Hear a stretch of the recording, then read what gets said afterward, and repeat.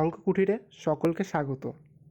আজ আমি পার্সেন্টেজে এমন একটি টপিক নিয়ে আলোচনা করব যেটি চাকরি পরীক্ষায় খুবই আসে। চলো দেখা যাক।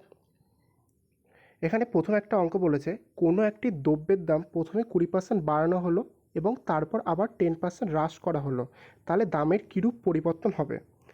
এই অঙ্কটা তিনটে প্রসেসে করা যায়। একটা কনসেপ্টে করা যায়, দ্বিতীয় সূত্রের সাহায্যে করা যায় এবং তৃতীয় শর্ট ট্রিক্সের সাহায্যে করা যায়। তাহলে প্রথমে আমরা কনসেপ্টের সাহায্য করব। প্রথমে সাপোজ দ্রব্যটির দাম ছিল 100 টাকা, এখন 20 টাকা বাড়ানো হলো, তাহলে দ্রব্যটার দাম এখন কত হবে? 120 টাকা। আচ্ছা, এখন বলছে 10% হ্রাস করা হলো, তাহলে 120 টাকা যদি 10% হয় 12 টাকা, তাহলে 120 টাকা দাম ছিল, এখন 10% হ্রাস করা হলে দ্রব্যটার দাম হবে, মানে 12 টাকা হ্রাস করতে হবে, কারণ 120-র 10% 12 টাকা হয়, তাহলে দ্রব্যটার দাম হবে কত? 108 টাকা।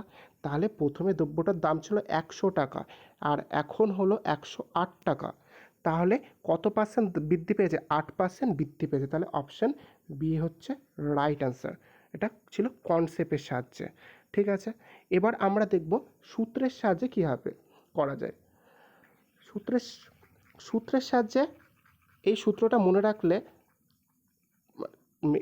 মনে রাখলে যে কোনো সাকসেসিভ মানে ডিসকাউন্টের সূত্র করা সম্ভব। যেমন এই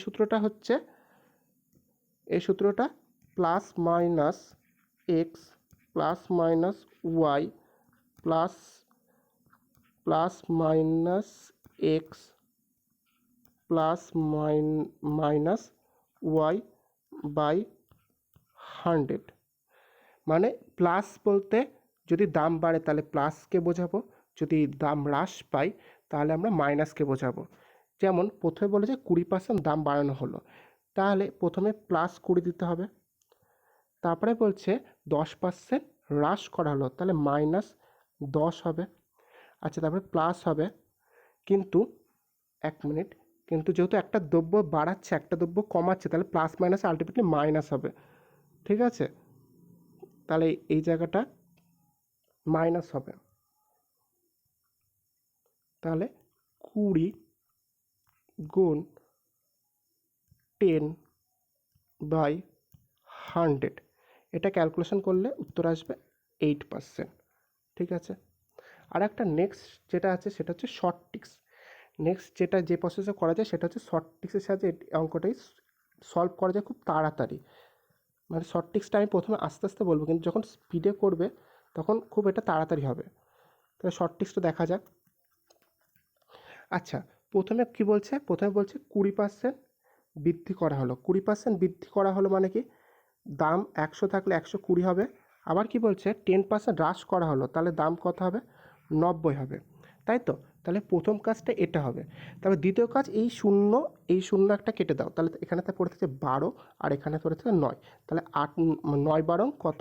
108। তাহলে অনায়াসে আমরা কি এখান থেকে বের করতে পারবো কি? প্রথমে দাম ছিল 100 টাকা, তাহলে 8% বৃদ্ধি পেয়েছে। ঠিক আছে, এবার নেক্সট অঙ্কটা দেখা যাক, আমরা শর্ট ট্রিক্সের মাধ্যমে করব।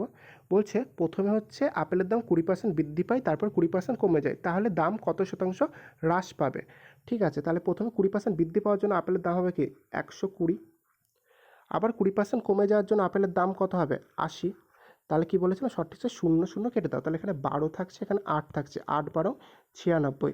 তাহলে 100 টাকা প্রথমে দাম ছিল, তাহলে পরের দাম হলো কত? 96 টাকা। তাহলে কি 4% হ্রাস পাবে। ঠিক আছে, আচ্ছা, তাহলে এবার নেক্সট অঙ্কটা দেখা যাক। নেক্সট অঙ্কটা এটা CHSL 2022-এ এসেছে, তাহলে এই অঙ্কটা হোমওয়ার্ক থাকলো, হোমওয়ার্কের অ্যান্সার কমেন্টে জানাও। ঠিক আছে।